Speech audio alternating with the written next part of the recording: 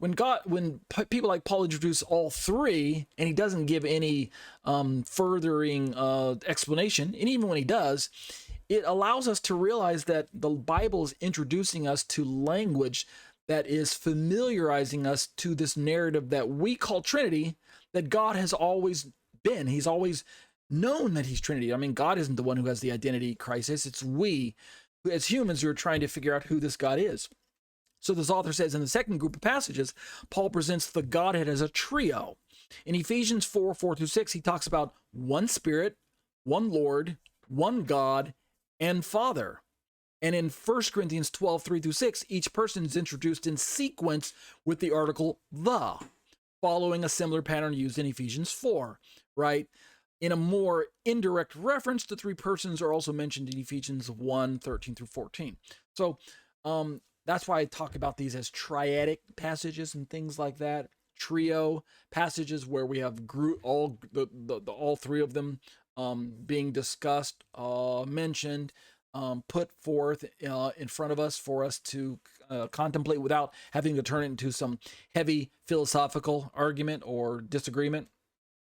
And then finally, this author talks about, and we'll stop here tonight, pick this up again next week. This author talks about in the third group of Pauline texts, the three persons are mentioned together, but without any clear threefold structure. A good example of this pattern can be found in Galatians 4:4-6. Quote, God sent the Spirit of his Son, right? God sent the Spirit of his Son. Just seamlessly, God sent the Spirit of his Son. And we have to ask, is that Spirit there the Spirit of God, the Spirit of Christ, or the Holy Spirit?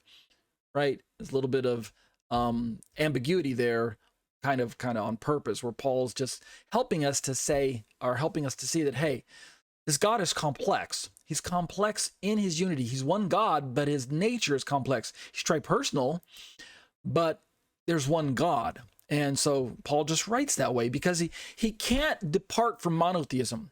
He can't depart from the truth of the fact that there's one God, right? He knows this from reading the Old Testament. There is only one God. He cannot insinuate that there's more than one God. That's error. That's fallacy. That's idolatry, right? There is not three gods or two gods. There's only one God. And yet he's interacting with us in these ways that lead us to the conclusion that he's tripersonal. God sent the Spirit of his Son. The same happens in Romans 8:1 and following, and 2 Corinthians 2:13 and Titus 3:4-6.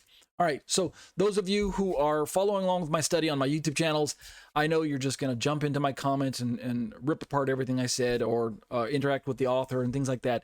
Feel free to send in your questions and comments. I know that this topic can be highly engaging. For some of you, you're snoring. You've been put to sleep. What can I say? But either way you slice it and dice it, I seem to get the impression that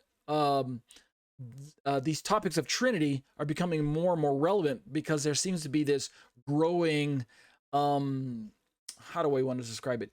This growing almost trend, if I want to use that word, within religious circles to try to attack the Trinity.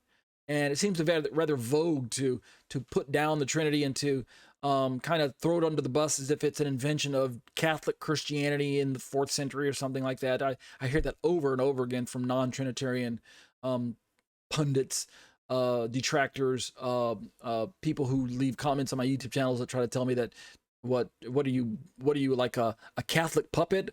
You know, you blind by the papal bull, which is just bull. They tell me, this is a Catholic Christian invention. The Trinitarian doctrine, but God has always been just one God, or something like that. I'm thinking, good grief, are you even listening to my discussion? So we'll pick this up again next week. I'm fine with you leaving comments. Just don't write a whole book and paste it into my YouTube comments. Okay, that's not appropriate. Interact with the material. Okay, leave a few comments that I can address and write back to, and we can go back and forth. But if you're just gonna dump a whole essay into my YouTube video, well then that's not really cool. Okay, so don't do that. But that'll do it for exploring the Shema discussions on the issues of Trinity.